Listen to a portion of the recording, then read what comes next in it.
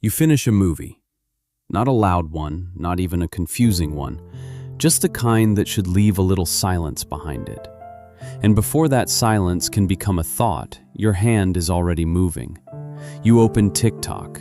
You search the title on YouTube. You read the comments. You look for the take that sounds most right. And once you find it, something strange happens. It starts to feel like that was your opinion the whole time. That is the part people do not talk about enough. Gen Z is not only influenced by the internet. Gen Z often meets itself there first. Not because this generation is shallow, not because it is less intelligent, but because it grew up in an environment where reaction comes faster than reflection. So the self arrives late. You can see it in small moments. A guy hears a new song and cannot tell whether he actually likes it until he sees how other people are using it. Someone feels uncomfortable after a conversation, but instead of sitting with the discomfort, they search for the language of it online.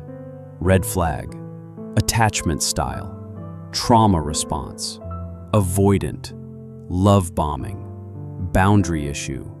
Sometimes those words are useful, sometimes they are accurate, but sometimes they arrive too early.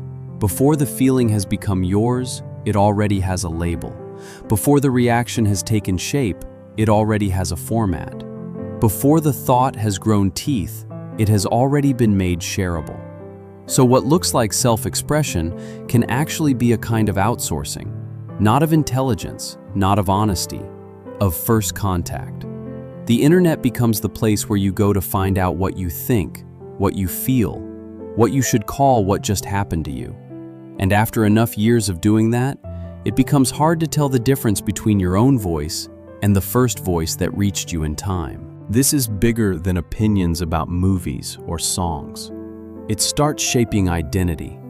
Not just what Gen Z believes, but how Gen Z builds a self in the first place.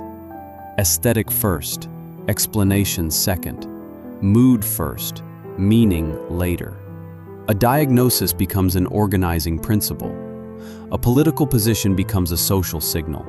A joke becomes a moral test. And because all of this happens publicly, the self starts forming under observation. You are not only discovering who you are discovering who you are while being watched. That changes the process. Because a private thought can be messy. A public identity has to look finished. So people start posting the polished version before they have lived the original one. This is why so many young people sound hyper self-aware and strangely uncertain at the same time. They have the language, they have the references, they have the categories. But underneath all that, many of them still do not trust their first reaction. The internet did not just give Gen Z more options for self-expression. It turned identity into something you could assemble from available parts. This is where millennials matter as a contrast. Not because millennials were untouched by the internet, they were not, but many of them met the internet after a basic self had already started forming offline. They still had school boredom that stayed boredom, long bus rides without content, afternoons that dragged, tastes that developed more slowly and sometimes more awkwardly. For a lot of millennials, the internet felt like a place to present the self. For Gen Z, it often feels like the place where the self gets assembled. That difference looks small from the outside. Both generations post, both generations scroll, both generations absorb language from online culture. But the sequence changed. Millennials often live something, then posted it. Gen Z often sees the shape of a feeling online before fully living it alone. So what older people sometimes call fake can actually be something more specific. A self that was formed in public will naturally feel more edited. And a generation raised inside constant commentary will naturally have a harder time hearing an untouched reaction. The deepest cause is not vanity. It is friction loss. Original thought needs a small protected gap between experience and display. You see something. You feel something. You do not fully understand it yet. You stay with it anyway. That gap is where a real opinion starts. But online life is designed to remove that gap.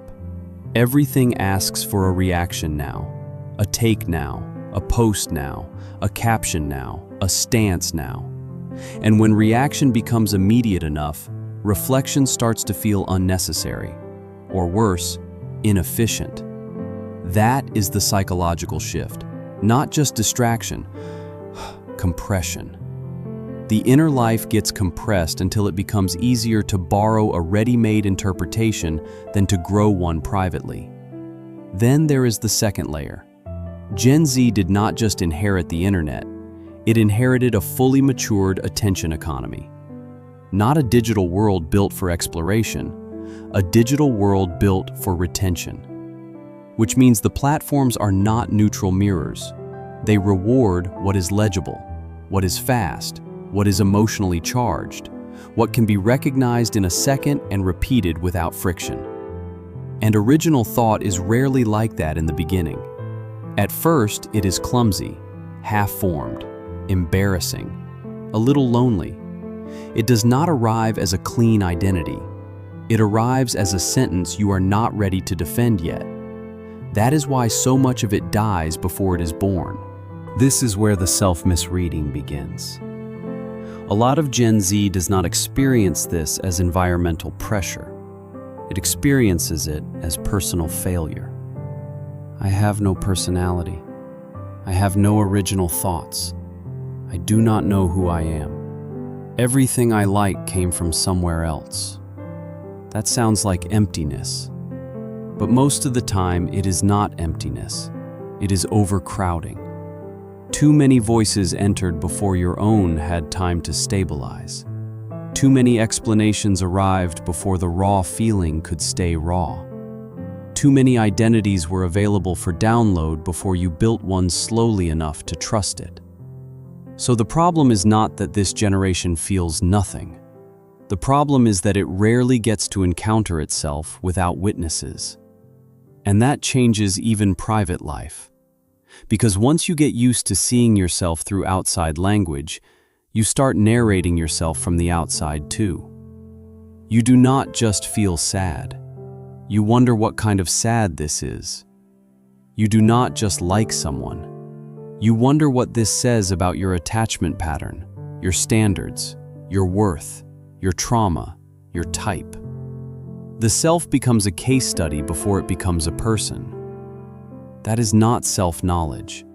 That is what self-knowledge starts to look like when it has been forced to perform. The consequence is not only confusion, it is distance from your own life. You can feel it when someone is more fluent in describing their identity than inhabiting it. When they can explain their patterns beautifully, but still do not know what they actually want. When they can post with confidence, but make choices with hesitation. Because borrowed language can help you survive, but it cannot fully replace self-contact. And over time, that gap creates a particular kind of exhaustion. Not the exhaustion of having too much personality, the exhaustion of having to keep assembling one. That is why some people feel weirdly hollow after hours of scrolling. Not because they consumed too much content in some abstract moral sense, because every piece of content quietly offered them another possible self, another taste, another stance, another way to be desirable, another way to be correct, another way to be seen. And eventually the mind stops asking, "What do I think?" It starts asking, "Which version of me makes the most sense here?" That is not freedom. That is identity under market conditions. So when Gen Z says it feels like it has no original thoughts, that should not be dismissed as laziness or dramatics. It should be heard as a description of what happens when a generation grows up with almost no silence between stimulus and interpretation. And maybe that is the real loss. Not individuality itself, not intelligence, not depth, just the private, unfinished stage where a person gets to meet their own mind before the world names it for them. Because an original thought is usually not impressive at first. It is awkward, incomplete, a little embarrassing, sometimes even wrong, but it is yours. And maybe that is what this generation is actually grieving. Not the lack of personality, the lack of privacy needed to grow one. A personality is not a collection of references. It is what remains after the noise leaves and something in you still answers.